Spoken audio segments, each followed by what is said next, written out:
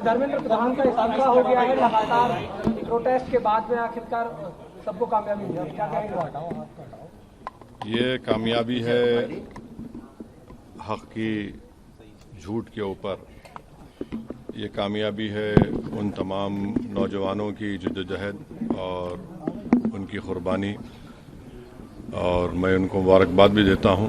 और आज का जो तब्दीली पैदा हुई है वो इस बात की तरफ इशारा देता है कि मोदी सरकार अगर ये समझ रही है कि वो जो चाहे कर सकती है, चाहे बुलडोज़र से घर तोड़ सकती है या फिर किसी को दबा सकती है, तो इस आंदोलन ने इस बात का उनको खुला पैगाम दे दिया है कि अब तानाशाही नहीं चलेगी।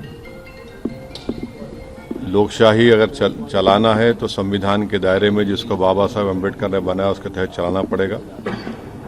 और हम उम्मीद करते हैं कि मुस्तकबिल में, फ्यूचर में कोई पेपर लीक कहीं पर भी किसी प्रदेश में या फिर किसी हमारे देश के नेशनल जो एग्जाम्स होते हैं उसमें नहीं होगा।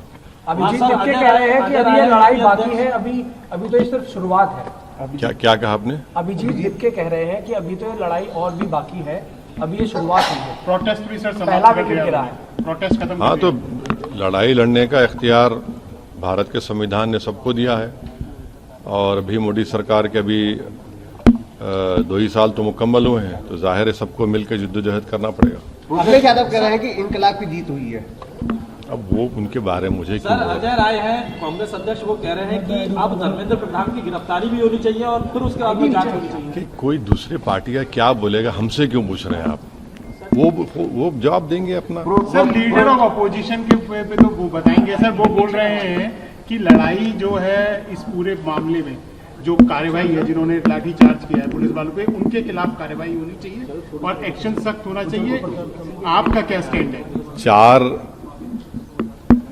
लोगों को पेलेट गन से गोली मारी गई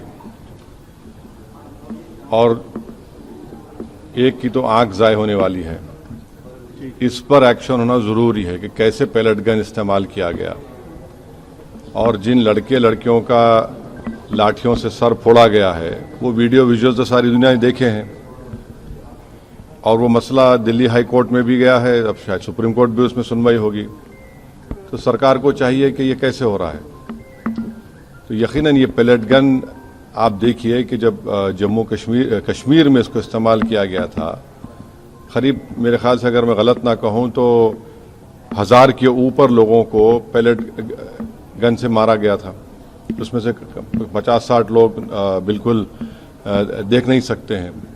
तो पेलेट गन का इस्तेमाल जिन 4 युवाओं पर हुआ है उसकी तो तहकीकात होनी चाहिए।